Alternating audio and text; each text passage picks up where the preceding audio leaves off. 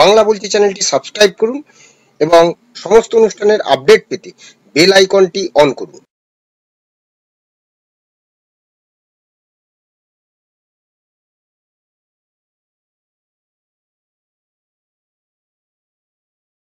নমস্কার, বাংলা বলছে চ্যানেলে আপনাদের স্বাগত। আমি বিপ্লব। প্রবল শক্তি নিয়ে এগোচ্ছে ঘূর্ণিঝড় রেমাল। এখনো পর্যন্ত আবহাওয়া দপ্তর সূত্রে যা জানা গিয়েছে তাতে রবিবার মধ্যরাতে এই রেমাল ঘূর্ণিঝড় আছড়ে পড়বে সুন্দরবন ও বাংলাদেশের খেপুপাড়া উপকূলবর্তী কোনো জায়গায়। এবং এই যে ঝড় আসার আগে তার এফেক্ট কিন্তু শুরু হয়ে গেছে। 110 থেকে 120 কিলোমিটার, সর্বোচ্চ শক্তি 135 কিলোমিটারও হতে পারে, সেই মনে করিয়ে দিচ্ছে 2020 সালের যে আমফান ঝড়, সেই আমফান ঝড়ের থেকেও কি ভয়াবহ হবে। আর সেই সময় ছিল কোভিড আমফানের সময়, এখন চলছে ভোট।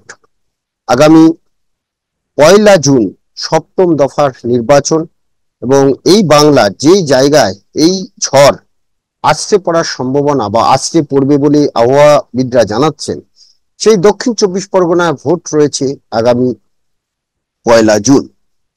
আমরা যদি একটু পেছন ফিরে তাকাই কয়েকদিন আগে, অর্থাৎ যখন এই রাজ্যে প্রথম দফার ভোট হয়েছিল 19 এপ্রিল কুচবিহার, জলপাইগুড়ি, আলিপুরদুয়ারে, ঠিক তার 15 দিন আগে 31 মার্চ জলপাইগুড়িতে হঠাৎ একটি টর্নেডো আঘাত হানে, এবং সেই টর্নেডোর আঘাত হানার ফলে যে শক্তি আঘাত হানার ফলে জলপাইগুড়ি, আলিপুরদুয়ার সহ বিস্তীর্ণ এলাকা প্রবল ক্ষতিগ্রস্তর মুখে পড়ে, এবং তার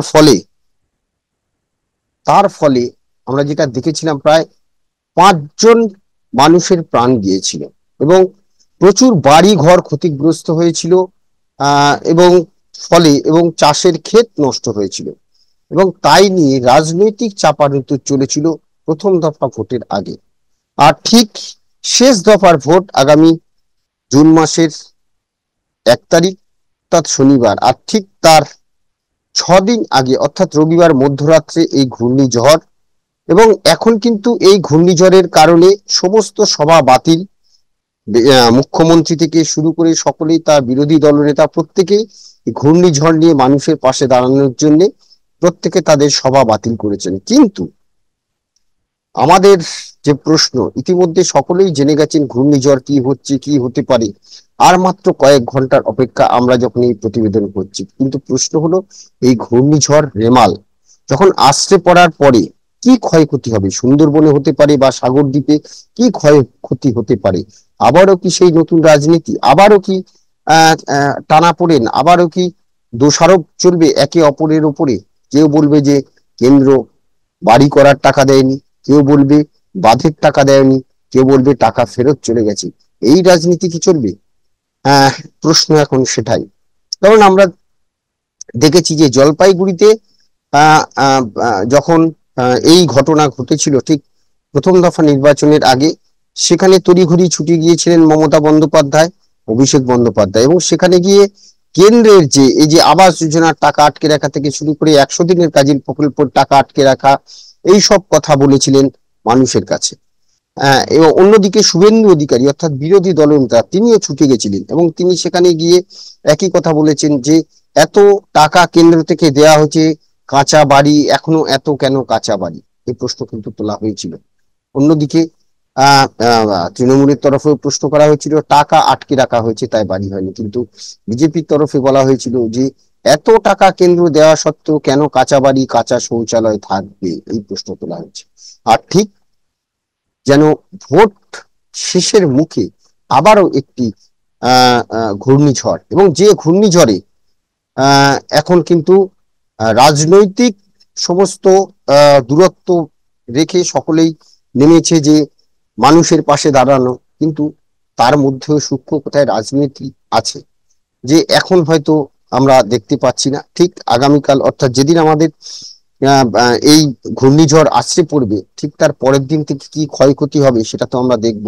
আমরা দেখেছিলাম আমফানের সময় প্রধানমন্ত্রী নরেন্দ্র মোদী আমফানের পরে কিন্তু এ রাজ্যে এসেছেন, হেলিকপ্টারে করে বিভিন্ন জায়গা পরিদর্শন করছেন এবং তড়িঘড়ি কেন্দ্রের যে একটা রিলিফ ফান্ড থাকে, অর্থাৎ বিশেষ করে বিপর্যয় বিপর্যয় তড়িঘড়ি বিপর্যয় হওয়ার যে থাকে, তিনি সেই সময় একটা ফান্ড দিয়েছিলেন এই পশ্চিমবঙ্গের ক্ষেত্রে। তাই নিয়ে কিন্তু প্রচুর প্রশ্ন ছিল যে আমফানে বহু টাকা নয়ছয় করা হয়েছে, শিপ পাওয়া যায়নি, মানুষ টাকা পায়নি। আর ঠিক যেদিন এই ঘূর্ণিঝড় হচ্ছে, অর্থাৎ আমরা যদি 26 ধরি বা 87 ধরি, 28 তারিখ কিন্তু প্রধানমন্ত্রী আসছেন এই রাজ্যে। তাহলে কি আবারও এই যে ক্ষয়ক্ষতি, সুন্দরবন বা সাগর দ্বীপের যে বিস্তীর্ণ অঞ্চল, ক্ষয়ক্ষতি তো হবে। কারণ এখনো জানি যে এখনো সুন্দরবনের বহু জায়গাতে বাঁধ নেই। সেই বাঁধ না থাকার কারণে যে প্রবল জলোচ্ছ্বাস, এবং এই প্রবল জলোচ্ছ্বাসের কারণে দেখা যাচ্ছে যে অনেক জায়গাতে চাষের জমিতে জল ঢুকে যাবে। আর সত্যি সত্যি সেই আমফানের মতন যদি চাষের জমিতে নোনা জল ঢুকে যায়, তাহলে সেই চাষের জমি চাষযোগ্য করা তো আর সম্ভব নয়, এবং তার জন্য একটা দীর্ঘ প্রসেস, দীর্ঘ প্রক্রিয়া লাগে। সেই জায়গা থেকে যে আজকে সুন্দরবন কতটা ক্ষতিগ্রস্ত হবে আমরা জানি না, আমরা চাই যে ক্ষতিগ্রস্ত না হোক, কিন্তু ক্ষতিগ্রস্ত যদি হয়, এবং তার থেকে বড় জিনিস যে যদি ক্ষতিগ্রস্ত হয়, তাহলে তো একটা রাজনৈতিক টানাপোড়েন আবার শুরু হবে। কিন্তু মানুষ যে তিমিরে ছিল সে তিমিরেই থাকবে। অর্থাৎ যেরকম ভোট আসে যায়,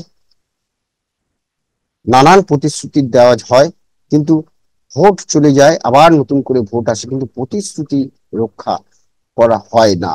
এটা কিন্তু জনগণের অভিযোগ থাকে। ঠিক তেমনি সুন্দরবনে বিস্তীর্ণ অঞ্চলে এখনো বাঁধ কেন হলো না, এর দায় কার? কেন্দ্রীয় সরকার না রাজ্য সরকার? তাই নিয়ে বিতর্ক থাকছে। আবার এই যে এত কাঁচা বাড়ি কেন এখনো সুন্দরবন বা সাগর দ্বীপের বিস্তীর্ণ অঞ্চলে, তাই নিয়েও প্রশ্ন রয়েছে। তাহলেও কি সেই একই প্রশ্ন, যে কেন্দ্র টাকা আটকে রেখেছে, সেই প্রশ্ন উঠবে। অন্যদিকে প্রধানমন্ত্রী থাকবেন 28 মে এই এই রাজ্যে আসছেন, কলকাতায় আসছেন। তিনি রোড শো করবেন 29-30 তারিখেও তার রোড শো করার কথা, বেশ কয়েকটি সভা করার কথা, 28 তারিখেও সভা করবেন। তো সেই জায়গাটা থেকে আমরা যে এই যে ঘূর্ণিঝড় ঝড় নিয়ে রাজনীতি, যেটা ভোটের প্রথম দফায় দেখেছিলাম, আবার শেষ দফায় কি সেই রাজনীতি আমরা দেখতে পাবো? সেদিকেই আপাতত আমাদের নজর থাকবে। আরেকটি বিষয় যেটি সত্যি সত্যি, যে এখন যারা এই যেখানে ভোট গ্রহণ কেন্দ্রগুলো হবে বিভিন্ন স্কুলে, প্রশাসন প্রায় শেষ মুহূর্তের প্রস্তুতি চলছে বিভিন্ন স্কুলে। সেইখানে যারা অর্থাৎ বিভিন্ন মানুষকে, তাদেরকে এই এই শিবির, যেগুলো শিবির করা হয়েছে, অর্থাৎ যাতে ঘূর্ণিঝড় বিধ্বস্ত যে অঞ্চলগুলো, সেখানকার মানুষদের সরিয়ে নিয়ে এসে এই জায়গায় বিভিন্ন স্কুলে ত্রাণ শিবির করে সেখানে রাখা হয়, সেখানে রাখা হয়েছে।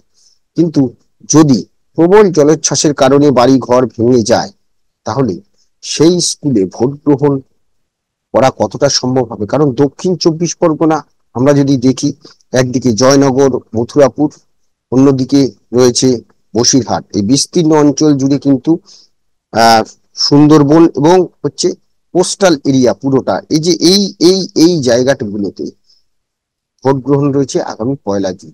সেই ভোট গ্রহণ নিয়েও কিন্তু একটা প্রশ্ন চিহ্ন দেখা যাবে।